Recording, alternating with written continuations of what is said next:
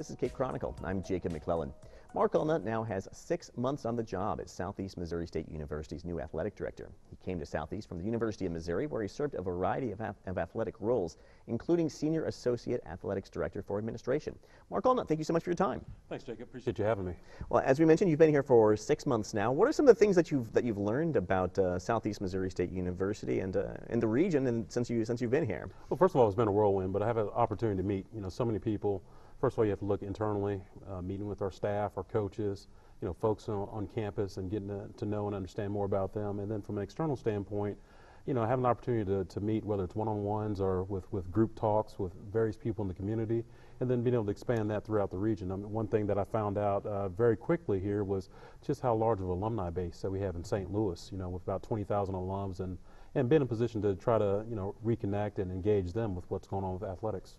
Well, let's talk about some of the successes that Southeast has had this year, including the volleyball team, who had a terrific season this year. A great run for the volleyball team. The staff and student athletes have come together and finished first in the West Division of the Ohio Valley Conference. They were undefeated at one point in time, but they had a couple losses there, but they had an opportunity to finish strong and obviously get to the OVC tournament, which for us it's a big deal when we have teams be able to participate in the postseason like that. Now the soccer team suffered through some hardship this year, but they still had found some success this year as well. Talk with us a little bit about that. Sure. What the soccer team had to go through to achieve what they did this year. Well, a trying situation for anyone involved with not only just our soccer program, but for athletics and also our campus community. It's happened over the summer with Coach Heather Nelson had some injuries up in Canada, so she was out of duty for a little bit, and then the unfortunate incident with Meg Herndon, one of our student athletes who passed away earlier this year. When you have that type of situation, teams could just not focus on soccer and tend to gravitate away from that. But for them, they pulled together strong. At one point in the season, they had a 5-game unbeaten streak, which pushed them to the tournament, and then they end up winning their first game of the tournament and playing the semifinal game against the eventual OVC champion, UT Martin. So for them, that just showed a lot of courage, so to speak, to really just combine the efforts to the sport and do it for their fallen teammate. Well, let's talk a little bit about some of the upcoming sports seasons right now, including basketball, men's and women's. What are some of the things that you're excited about personally about the basketball season for both teams? Yeah, for both teams. First of all, go back to my interview process. I heard so much about the pride, the history of the Show Me Center. It's the 25th year of the Show Me Center, and we're doing a special giveaway from a season ticket standpoint to be able to give away a commemorative replica of the Show Me Center. But when you just go back and dwell into the history of both basketball programs, even before the program went Division I, there's a lot of pride there. So I'm excited to go to the Show Me Center, which is an excellent venue, and be able to see both our men and women compete at that level. And again, just go back to that, used to be the place to be, on weekends to go to a men's game or go to a women's game. And for me, I'm excited about the challenge of building that back up, building that pride back up, building that enthusiasm, the excitement for both our programs to have that the place to be for our folks, our fans, our students, our donors to be able to be at the Show Me Center. Now, not only basketball is starting up now, but we also have track and gymnastics. Those seasons are coming up. Let's talk a little bit about those programs. Sure. and sure. Where they're going right now. Well, sure. I mean, you talk about me being on the job for 6 months, and you're focused so much on soccer, volleyball, football, and cross country, and then before you know it, you're transitioning into these winter sports of men's, women's basketball, but also gymnastics and indoor track. We'll start those programs in December for indoor track, and then women's gymnastics in January. But again, you look at the situation there where both programs are coming off some success.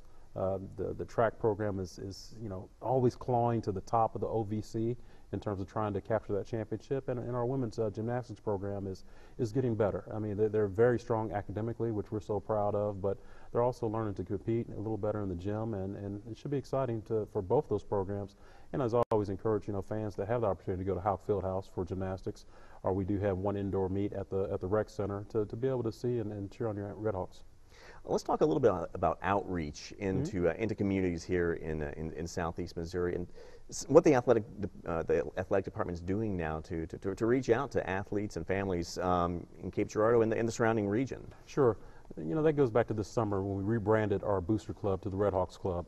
Just from a branding perspective, from a marketing standpoint, just to make it easier for people to remember. The Red Hawks Club is our #1 booster arm in terms of people giving to athletics. So what we wanted to do as we move into more specifically the spring is be able to have more outreach, be able to reach out to various communities from a caravanning standpoint. And when I say that, I look at an area which I call the I-55 corridor, which stretches from St. Louis all the way down to Memphis. You know, there's small towns, you know, in between those two major metropolitan areas. You know, Poplar Bluff, Perryville, you know, Farmington, whatever the case might be. But it just gives us the opportunity to be able to, you know, go to some of those communities, myself, a couple head coaches, some of our student athletes, and be able to just share with them what our vision is for athletics, you know, how they can get involved. And the good thing about it is, you know, you have people going away from these events that will say, you know, athletics, they've never, you know, come to our community. They've never showed that much interest in terms of, you know, what they have to provide, not only from an athletic standpoint, but also from overall university standpoint. And so for us, it's that positive outreach that gets people, you know, motivated, gets people interested, not only in athletics again, but, you know, what our university has to offer.